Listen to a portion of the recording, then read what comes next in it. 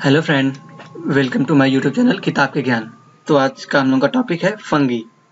Fungi कुछ examples दिए गए हैं, देखिए। चलिए हम अपना टॉपिक आगे बढ़ाते हैं। Definition of fungi: a plant that is not green and does not have leaves और फ्लावर्स। ऐसे पौधे जिसके पास ना कि फूल होते हैं ना ही पत्ते होते हैं। फॉर एग्जाम्पल अ मशरूम, जैसे कि एक उदाहरण लेते हैं, एग्जाम्पल लेते हैं मशरूम, जिनमें ना पौधे और ना ही फूल होते हैं। और that is like a wet powder and grows on hold wood और food etcetera.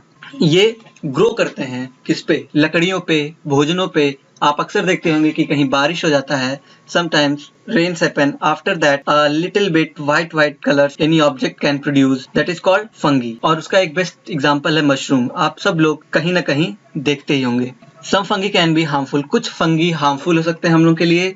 some wide variety of organisms that produced by spores, और कुछ और प्रजातियां, ज्यादा प्रजातियां जो होती हैं फंगी की, वो स्पोर्स द्वारा रिप्रोड्यूस करते हैं। The spores of most fungi grow on a network of slender tubes called hyphae that spread into and feed off dead organic matter or living organisms। जैसा कि आप देखते होंगे, जो हम लोगों का मशरूम होता है वो नीचे से उगता है, मतलब जो उसमें जो डंडी होती है, उसकी पाइप होती है, वो धीरे धीरे ग्रो करता है। तो जो अपना मशरूम होता है वह वहां से ग्रो करना शुरू करता है, और वह कुछ जो ऊपर का हिस्सा होता है वो सर्किल रूप में, जो गोल आकार होता है, वो ज्यादा चौड़ा होता है, और हम उसे खाते हैं। और कुछ डेड ऑर्गेनिक भी उसे खा लेते हैं, अपना भोजन बना लेते हैं।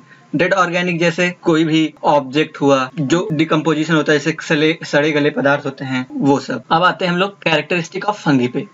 पहला क्या है? Fungi can found in various places. जो फंगी होते हैं वो बहुत जगहों पे पाए जाते हैं। They found in various places, ये बहुत जगहों पे पाए जाते हैं, जैसे air, water, basements, garden. Air, water आप सब लोग जानते हैं, बेसमेंट्स आप सब लोग जानते हैं, गार्डन आप सब लोग टहलते हैं, पानी सब लोग पीते हैं, हवा सब लोग लेते हैं। Second topic, can be unicellular और मल्टीसेलुलर। दे आर, वो यूनिसेलुलर भी हो सकते हैं और मल्टीसेलुलर हो सकते हैं। यूनिसेलुलर मतलब होता है एक कोश की जीव, और मल्टीसेलुलर होता है बहुकोश की जीव। यूनिसेलुलर ईस्ट, जो यूनिसेलुलर होते हैं वो ईस्ट कहलाते हैं। Multicellular are made up of hyphae thread like filaments, और जो मल्टीसेलुलर फंगी होते हैं वो थ्रेड लाइक फिलामेंट, मतलब वो थ्रेड लाइक फिलामेंट जैसे होते हैं।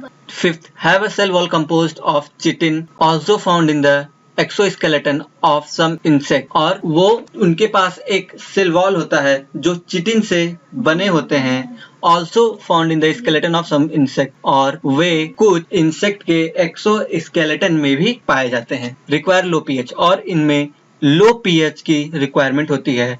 लो मॉइस्चर कंटेंट, और इनके पास लो मॉइस्चर होता है, मतलब मॉइस्चर की कमी होती है।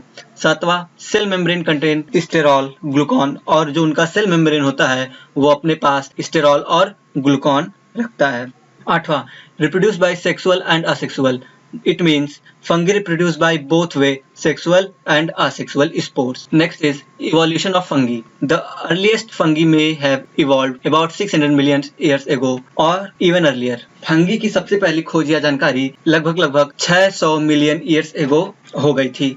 They were probably aquatic organisms with a flagellum. और ये एक तरह के जलीय जीव यानी एक्वेटिक ऑर्गेनिज्म हैं जो अपने साथ फ्लैगेलम रखते हैं। Fungi first colonised the land at least 460 million years ago around the same time as plants. Fungi, देखिए यहाँ पे देखने लायक चीज है कि प्लांट्स और फंगी दोनों का जो निर्माण हुआ था, यानी दोनों की शुरुआत लगभग एक साथ हुई थी, क्योंकि फंगी जो है वो पौधे पे ही निर्भर रहता है। आप अक्सर देखते होंगे कि जो मशरूम होता है वो पौधों पे ज्यादा उगता है। आप देखते होंगे बारिश हो जाता है या कभी कभी पेड़ या पौधे गीले होते हैं तो उस पे वो जम जाता है। तो हम ये कह सकते हैं कि पौधे और फंगी दोनों का निर्माण, दोनों का जन्म लगभग एक साथ हुआ है, जो कि 460 मिलियन वर्ष पहले हुआ था। अगला टॉपिक है how fungi are reproduce. Fungi reproduce asexually by fragmentation. Fungi जो हैं वो असेक्सुअली रिप्रोड्यूस करते हैं फ्रेगमेंटेशन के द्वारा। बडिंग और प्रोड्यूसिंग स्पोर्स, और यह बडिंग द्वारा भी और स्पोर्स द्वारा भी रिप्रोड्यूस करते हैं। Fragments of hyphae can grow new colonies, और हाइपिया के जो फ्रेगमेंट्स हैं वो नए कॉलोनीज यानी नए समूह भी बना सकता है। Mycelia fragmentation occurs when a fungi mycelium separate into pieces with each component growing as a separate mycelium. It means mycelium fragments कब होता है? जब एक फंगल माइसीलियम अपने आप को अलग करता है दूसरे पीस से विथ ईच कंपोनेंट, मतलब प्रत्येक कंपोनेंट से, और एक अलग से सेपरेट होके एक अलग माइसेलियम ग्रो करता है, यानी बढ़ता है, जन्म लेता है। अगला टॉपिक है फ्रेंड, हार्मफुलनेस ऑफ फंगी। पहला है प्लांट डिजीज, मतलब पौधे की बीमारी। पौधे भी बीमार होते हैं, जैसे इंसान बीमार होते हैं वैसे पौधे भी बीमार होते हैं। ह्यूमन डिसीज, मतलब प्लांट डिजीज में क्या होता है, जैसे उसमें कुछ कीड़े लग जाते हैं, फंगस लग जाते हैं। आप पौधों के देखते होंगे कि उसमें भी सफेद सफेद लग जाते हैं। जैसे आम का सीजन आ गया है दोस्तों, तो आप देखेंगे कि आम के कली पे, आम के फल पे सफेद सफेद लग जाता है, तो उससे पौधे भी बीमार या पेड़ बीमार होते हैं। ह्यूमन डिजीज मतलब मनुष्य भी बीमार होते हैं इससे। फूड स्पॉयलेज, हम लोगों का खाना खराब हो जाता है। स्पॉयलेज ऑफ स्टोर्ड ग्रेन्स, देखिए दोस्तों, हम लोग अनाज उगाते हैं फिर उसको एक जगह स्टोर करके रखते हैं, तो आप देखते होंगे कि अनाज क्या होता है, उसमें थोड़ा थोड़ा नमी आ जाती है। गर्मी के मौसम में अक्सर होता है, हम लोग के धान होते हैं, हम लोग के गेहूं होते हैं, तो उससे क्या होता है, हम लोग देखते हैं कि उसमें नमी पाई जाती है और वो आपस में एक साथ जुट जाते हैं, मतलब सट जाते हैं, तो उसमें सफेद सफेद कलर का कुछ ऑब्जेक्ट दिखने लगता है, तो वो फंगी होता है। तो इससे हम लोग क्या होता है, अनाज भी खराब होने लगता है। फंगल टॉक्सिन, इसे हिंदी में हम लोग कवक विष कहते हैं। Usefulness of fungi, they are major source of citric acid, vitamin C. देखिए, सिट्रिक एसिड को हम लोग विटामिन सी कहते हैं। It means we can say that citric acid is also known as vitamin C. They are the major source of vitamin C. Yes, fungi is the major source of vitamin C, as we say that citric acid. The second one, they produce antibiotics. ये antibiotic बनाते हैं, such as penicillin, जिसका नाम penicillin है, which has saved countless lives. मतलब जो अनगिनत जीवन को बचा सकता है या बचाता है।